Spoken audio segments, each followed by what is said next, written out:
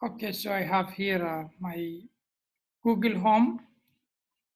It's a personal assistant that can do many things for you. So let's try to use it, then I'll show you how we can program it to make something that interesting. Okay, Google. Okay, Google. What's my name? Your name is Hamad. Oh, good. So, okay, Google. Who is George W. Bush? According to Wikipedia, George Walker Bush is an American politician who served as the 43rd President of the United States from 2001 to 2009. Okay, Google. When was he born? On the website biography.com, they say, born in July 6, 1946, in New Haven, Connecticut, George W. Bush was the 43rd President of the United States. See, it can just talk to you as what human does, more a conversation. Now let's ask some calculation, okay? Okay, Google, calculate 20 multiply 30 divided by 7 to the power 2 minus 30. The answer is approximately minus 17.755. Very good. So now we need to program this one so it can do some work for us, and we can look at now some case studies. Look at this one. For example, you are in an executive meeting and you want an answer for something. You can just directly ask Google Home. The equivalent to Google Home, there's something called Amazon Echo or Alexa. It does the same thing. Okay, so we have seen now how Google Home works, and I'm sure you have seen it before, or used Siri or used Alexa or something like that. But what's important is how we program it. So again, a case study that you can look at is you can use Google Home when you are in a meeting and you want just a quick answer. Looking at, for example, our programs, computer information science. If we put our program in Google Home, so I can ask questions, for example, about what are the CIS programs, what are the concentration, what certification, what is the enrollment of the student, who is the executive dean, and things like that.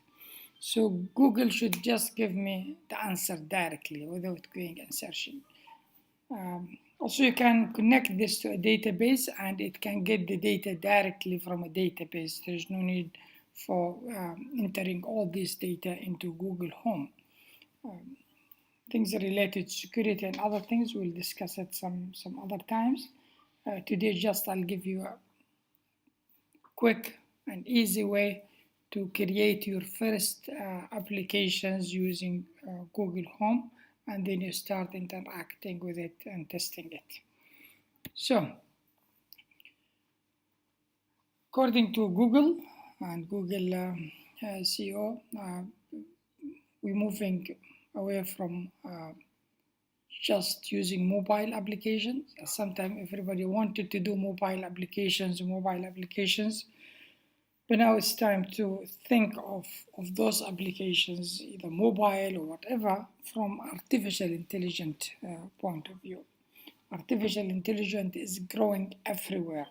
We know about the auto-drive cars, and we know about so many machine learning applications that are becoming very popular and around. So this Google Assistant or Google Home is a small thing about from that formula, which related to natural language understanding component.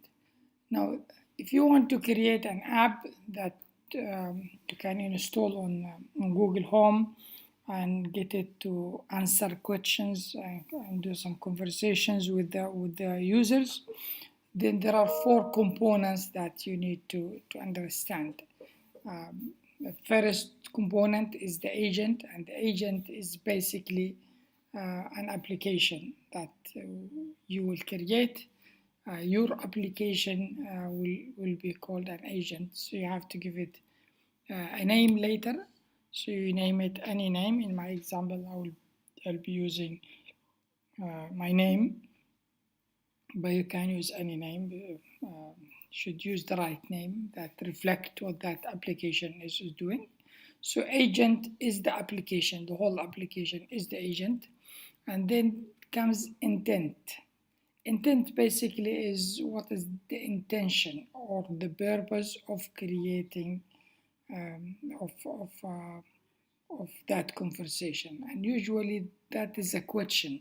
What the user wanted Google Home to do usually comes in a question format, saying what is, how is, tell me, things like that.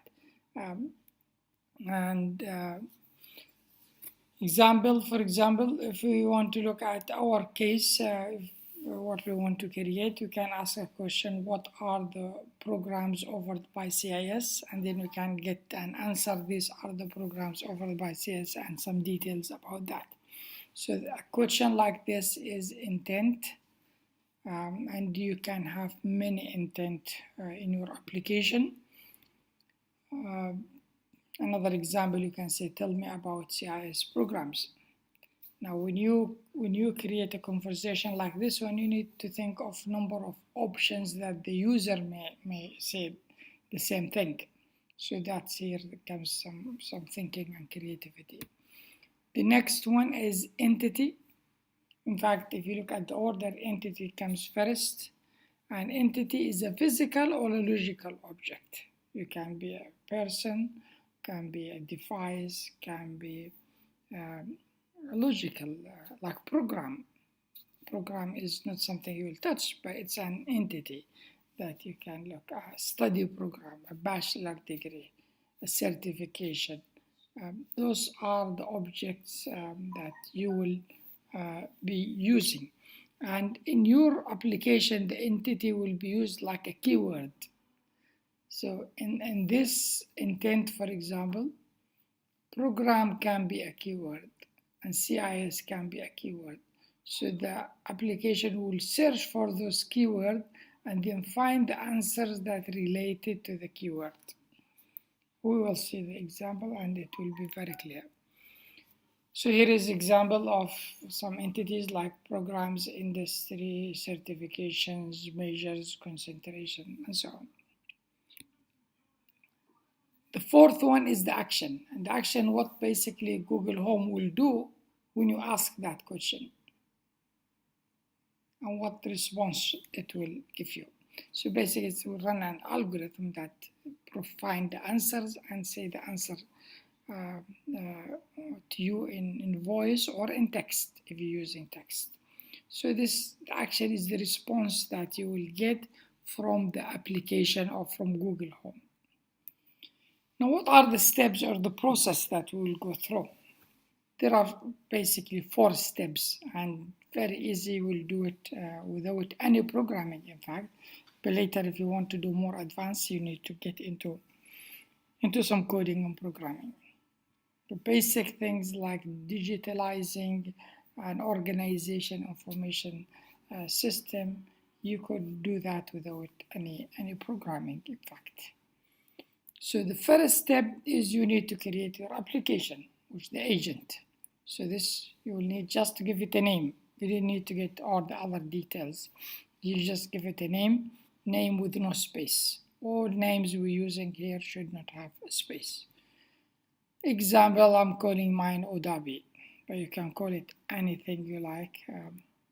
Second step is you create the entities.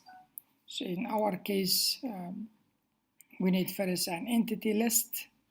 For example, we say CIS, and within CIS, we start creating some entities, program and certification, accreditation, enrollment, and things like that. So that the entities, so create an agent, create the entities, and basically for those entities, you just need the name. It's not really that complicated. You just give the names. Third one, you need to create intents, And the intents are the questions that the user might ask and what response you will give in case of that answer. So one intent per entity. So you have here, for example, 5 entities. My recommendation is to create one for each of it.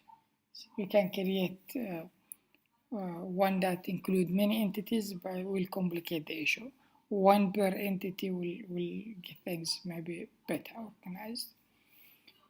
So basically you need the intent name, you need the user input, what the user will say, what you expect your user will ask, and then what response you will give to that user.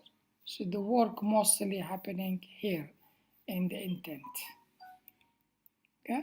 The fourth one is you testing your application, and you have 2 options to test it. One is you test it using this input here. You write your questions, you press enter, you see what the answer came, or using the microphone. Or the third one, you go to Google Home, your Google Home, and you talk to it directly. You need to say before you get into using your application, you need to ask it to invoke or start your application. So you can say, okay, Google, talk to my test app. Now it's listening. Okay, I'm here to help. What would you like to try? Thank you. I don't want anything. Just keep quiet. Stop. Sorry, I'm not sure how to help with that yet. So now you want to create the application. So you need to come to com. So this is a Google system that allow you to create actions or apps for your Google Assistant or Google Home, or what we call it. So you basically go to this website. When you are there, you get a screen like this one, where you can create a new agent. Agent is your application, as you said. So you click on that one, you will get a window like this. You basically need the name of that application, and the rest are all not needed for the moment. Back here, I already have my application. So I go into this application, which is Udabi, and you can see it has a unique ID and token and different information already there. So basically you create the agent, then you come to the entities. So in the example we're using here, it's more like an information about our programs in the computer information science and applied communication. So the entities I'm using are all related to the program. So if you click here, you'll get a list of those entities which I created. And here the entities. The first entity I created called program, and this program programs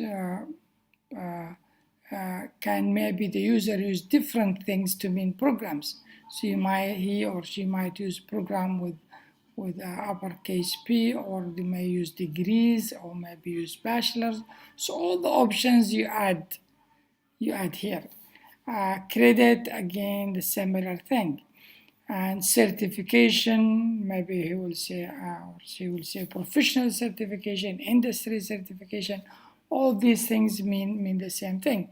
Enrollment, maybe enrolled, maybe student numbers, and so on. Certification, concentration, and other things. If you want to add one more, you just click here and you add whatever you want to add. So what I can do here, I can talk about maybe accreditation. So accreditation, that's the name. So you see accreditation added here. And here maybe I can add more specific, I mean KEPS, I mean ABIT, accreditation, or other things. Anything the user that maybe will use to mean the same thing. And then save it. This is 50% of the work that we need to do by just listing the entities we have. The next one is go to the intents, And now, as I said, for each entity, it's better to create one intent. Yeah. So if you go into programs, the user might ask many things. Maybe he will say, or she will say, what are the degrees offered in CIS? Maybe tell me about CIS programs, or what programs are offered in CIS, or what are the CIS programs. All these options are here, so you can add them here. So maybe he will say, what bachelor, yeah, programs are offered in CIS. For example, this is another question that maybe the user might ask. So then you add it. Once you add it, you will notice that it will have different colors. Anything highlighted means it is in your entity. Yeah, and we have bachelor and program in the same place, so it will not cause any issue for us. And this way you can add all the questions. Now this is the question. Now what are about the answers? What answer we should give? The answer you put here in the response. So you just type it here and the system will use it.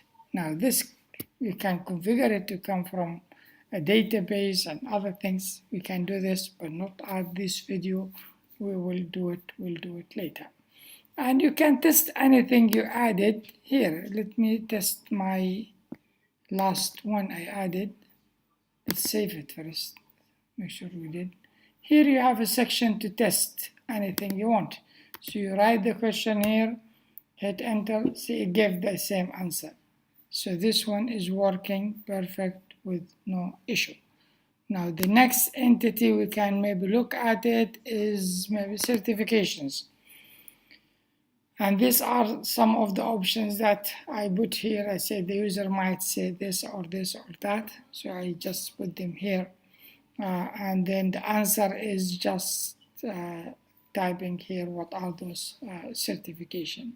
So if you take any of these questions, example this one, and put it in the test,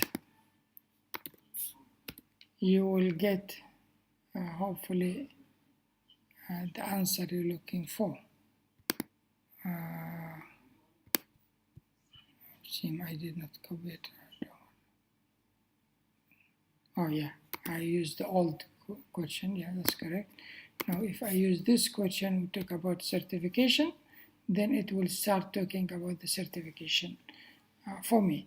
You want to test the audio? Students will complete number of certifications that are integrated in the CIS programs, include CCNA, Oracle SQL Fundamentals, IBM Application Security, Ethical Hacking, FTK, Access Data, SAS, and SAP. Okay, we'll test it on Google Home and we'll see how it will work.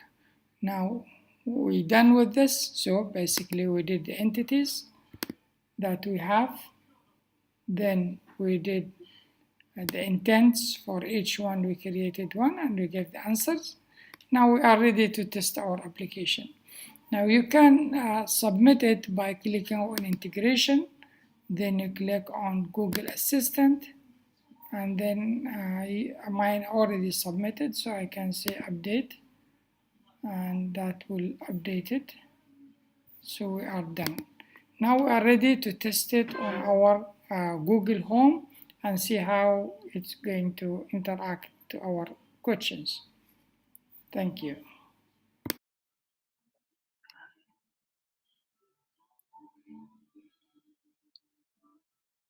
Okay, Google, talk to my test app.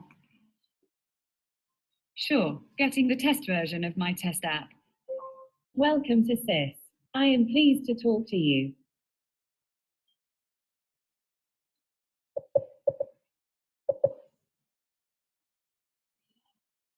What are the CIS programs? The Computer Information Science at the higher colleges of technology offered 2 CAA and CIPS accredited bachelor program in Information Technology and Information Systems. The student can exit by HD after completing all requirements of the first 3 years, including 2 courses of work placement. How many students are enrolled in the program? On 15th of November, there are 3,625 students enrolled in SIS programs across 12 campuses. What are the certifications? Students will complete number of certifications that are integrated in the SIS programs include CCNA, Oracle SQL Fundamentals, IBM Application Security, Ethical Hacking, FTK, Access Data, SAS, and SAP. What concentrations are offered in the program? There are 5 concentrations offered in the Bachelor of Information Technology that are Application Development, Security and Forensics, Interactive Multimedia, and Networking. Business Solutions is the only concentration offered in the Bachelor of Information Systems. Who is the Associate Dean? Dr. Nasser Nasseri is the Associate Executive Dean of the Computer and Information Science. Who is the Executive Dean of CIS?